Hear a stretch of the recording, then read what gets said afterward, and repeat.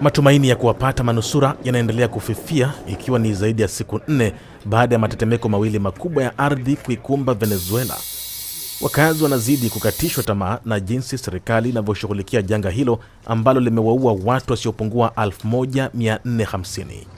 Makumi ya maelfu ya watu bado hawajulikani walipo, huku muda muhimu wa saa 72 wa kuwaokoa waathiriwa walionaswa kwenye vifusi ukimalizika.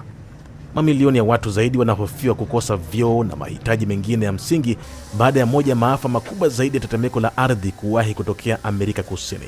Majengo 774 yaliharibiwa vibaya katika matetemeko hayo ya ardhi yaliyotokea Jumatano jioni, yakiwemo majengo 189 ambayo yameporomoka kabisa.